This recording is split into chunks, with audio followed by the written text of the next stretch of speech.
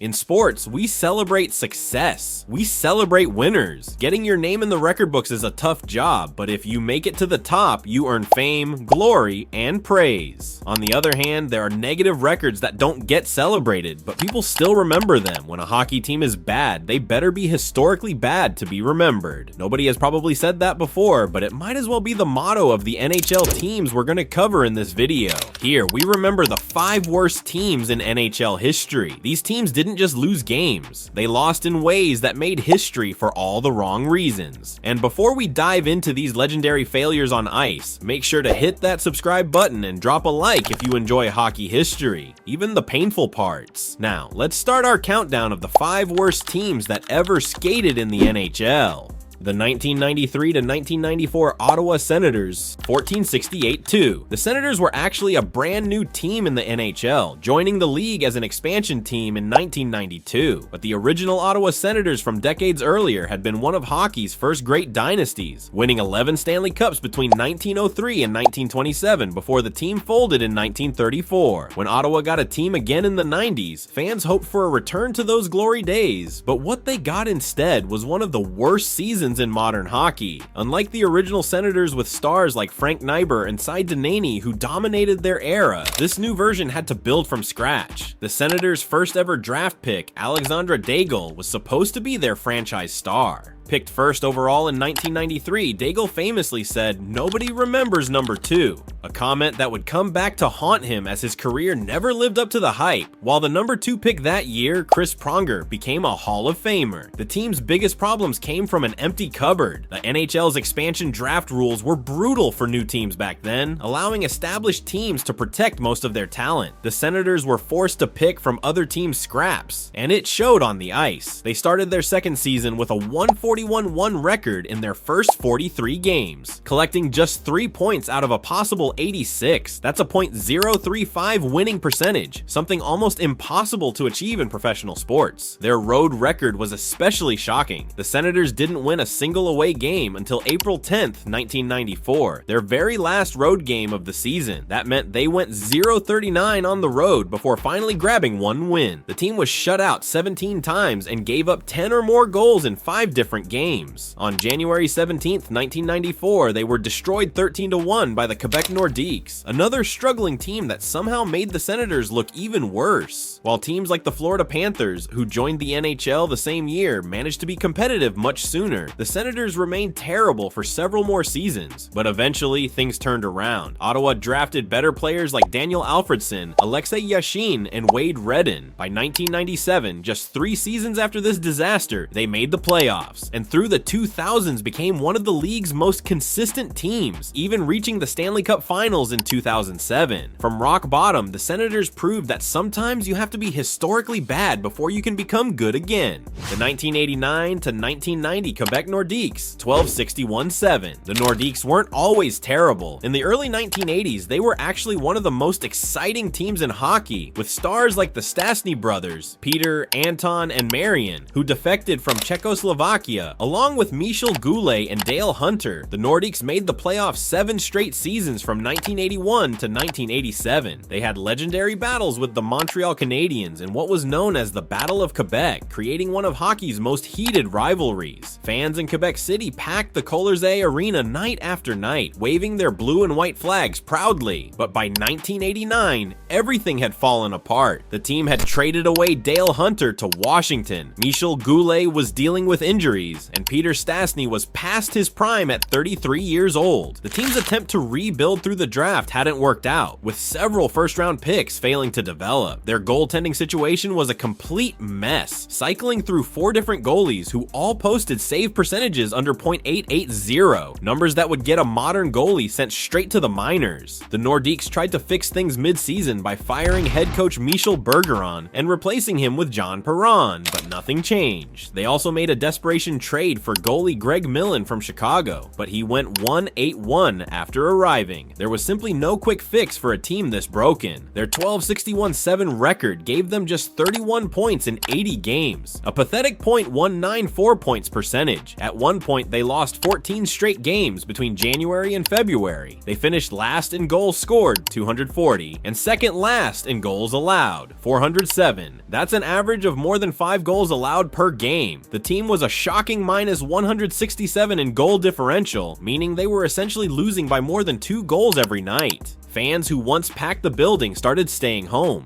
Attendance dropped so low that some games had less than 10,000 people in a 15,000-seat arena. Local papers called them Les Nuls, the nobodies. It was similar to what happened to the California Golden Seals in the 1970s, a once promising franchise that collapsed so badly they eventually had to relocate. After the season, Quebec made massive changes. They drafted Owen Nolan first overall in 1990, then Lindros first in 1991, though he refused to play for them and was traded. Those trades brought them players like Peter Forsberg, Mike Ricci, and Adam Foote. By 1992-93, they improved to 47 wins, but the damage to the franchise was done. The team couldn't recover financially in the small Quebec market and moved to Colorado in 1995, winning the Stanley Cup their very first year as the Avalanche, a painful twist for the loyal fans they left behind. The 1972-1973 New York Islanders, 12-60-6. Unlike the Senators, the Islanders couldn't blame their terrible season on decades of absence from the league. They were brand new. The Islanders joined the NHL in 1972 as an expansion team, partly created to keep the rival World Hockey Association from putting a team in the new Nassau Coliseum on Long Island. While expansion teams were expected to struggle, what happened with the Islanders was beyond anyone's expectations. With no history to build on, the Islanders had to start from scratch. Their expansion draft was even worse than what the Senators would face 2 decades later. Established teams could protect 15 skaters and 2 goalies, leaving almost nothing of value for the Islanders to select. Their first coach, Phil Guayette, didn't even last the full season, getting fired after just 48 games with an 8-30-10 record. Earl Ingerfield took over and went an even worse 4-32. One of the most embarrassing moments came when they were demolished 12-1 by the Boston Bruins on November 12, 1972. The Bruins had Bobby Orr and Phil Esposito, arguably the 2 best players in hockey, facing a team of castoffs and rookies. It looked more like men against boys than a professional hockey game. In another painful matchup, they lost 8-2 to the Toronto Maple Leafs and were outshot 50-14. Their 12 wins and 30 points that season set a new record for futility. The team scored only 170 goals while allowing 347, giving them a -177 goal differential, which at that time was the worst in NHL history. Their 60 losses also set a new league record. The team had 2 separate losing streaks of 12 games or more, including one brutal stretch where they won just once in 41 games, going 136-4 between November 22nd and February 17th. There's a famous story about goalie Billy Smith, who would later become the backbone of their championship teams. After one particularly bad loss, Smith was so angry he took his stick and smashed every light bulb in the hallway leading to the dressing room, leaving the team to walk back in complete darkness. It perfectly captured the frustration of that first season. What makes the Islanders' story different from other teams on this list is how quickly they turned things around. General manager Bill Torrey made one of the greatest draft picks in history by selecting Dennis Potvin first overall in 1973. The next year, they grabbed Clark Gillies 4th overall and Brian Trottier 22nd. They hired Al Arbor as coach, one of the greatest in NHL history. Just 2 years after being the worst team in hockey, they made the playoffs. 4 years after that, they reached the Stanley Cup semifinals. And incredibly, from 1980 to 1983, this same franchise won 4 straight Stanley Cups, becoming one of hockey's greatest dynasties and proving that sometimes hitting rock bottom is the first step to climbing to the top.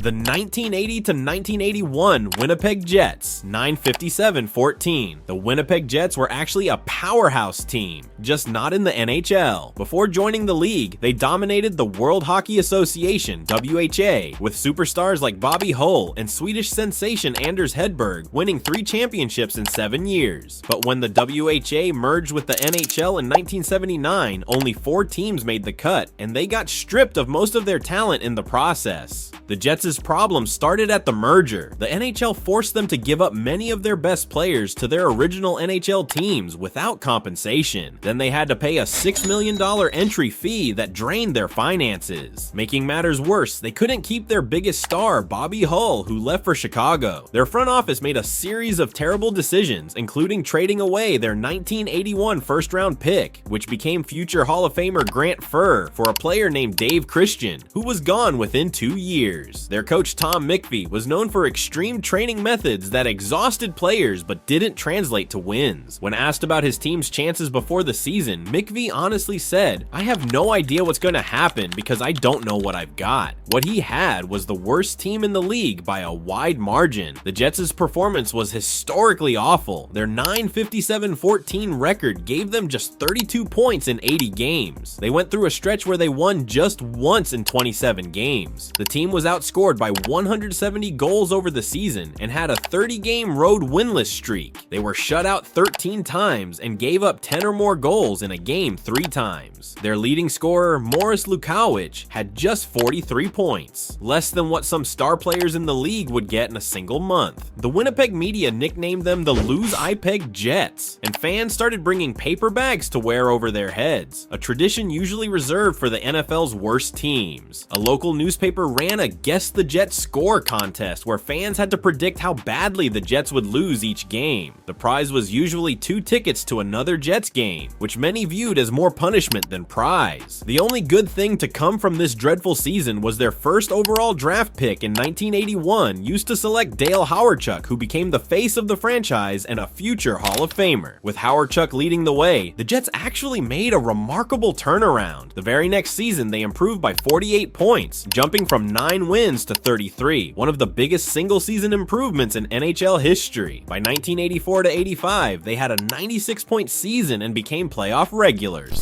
Unfortunately, the Jets never won a championship in Winnipeg. They struggled financially in the NHL's smallest market and eventually moved to Phoenix in 1996, becoming the Coyotes. Winnipeg wouldn't get another NHL team until 2011, when the Atlanta Thrashers relocated there. The 1974-1975 Washington Capitals, 8-67-5. When the NHL decided to add 2 new teams for the 1974-75 season, they were already up to 16 teams. The talent pool was stretched thin and expansion teams would clearly struggle, but nobody predicted just how terrible the Washington Capitals would be. Not only were they the worst team in their expansion year, but they set records for hockey futility that still stand almost 50 years later. The Capitals weren't just bad, they redefined what bad meant in professional sports. The team was owned by Abe Pollan, who also owned the NBA's Washington Bullets, now Wizards. Pollan knew basketball, but had little hockey knowledge. He hired Milt Schmidt as general manager, who had built the Boston Bruins into champions, but was past his prime as an executive. Their first head coach, Jim Anderson, had never coached in the NHL before. The mistakes started immediately when they drafted Greg Jolie first overall, a defenseman who wasn't ready for the NHL and became one of the biggest draft busts ever. The numbers are almost unbelievable. Their 8 wins in 80 games remain the fewest in a full NHL season. Their .131 points percentage, 21 points in 80 games, is still the worst ever. They allowed 446 goals, 5.58 per game, while scoring just 181, creating a mind-boggling negative 265 goal differential. They lost 39 road games and 40 tries, with their only non-loss being a tie. The team went through a 17-game losing streak, followed by a 12-game skid, and later a 14-game winless stretch. Their worst moment came on December 21st, 1974, when they were destroyed 12-1 by the Pittsburgh Penguins. After the game, Pittsburgh's coach said, "I feel sorry for those guys. We were getting goals that were so easy I couldn't believe it." The Capitals' only all-star that year, defenseman Bill Mickelson, finished the season with an NHL record worst plus-minus rating of -82, meaning he was on the ice for 82 more goals against than goals for. Head coach Jim Anderson didn't even last the season, quitting after 54 games, saying, "I've had all I can take." His replacement, Red Sullivan, was fired after the season. Of the 36 players who suited up for the Capitals that year, 18 never played in the NHL again after that season. Tommy Williams, their only 20-goal scorer, literally disappeared mid-season, walking out on the team and going into hiding for several days because he couldn't take the losing anymore. Despite this catastrophic start, the Capitals slowly slowly improved. By their 9th season, they finally made the playoffs, and through the 1980s and 90s, they became a consistently competitive team. While they still haven't won a Stanley Cup, they eventually became champions in 2018, with Alexander Ovechkin leading the way. From the worst team in hockey history to champions, it took 43 years, proving that no matter how bad things get, there's always hope for even the worst teams in sports history. If you enjoyed this look at hockey's worst teams, hit that like button and subscribe for more sports history. Let me know in the comments which terrible team surprised you most.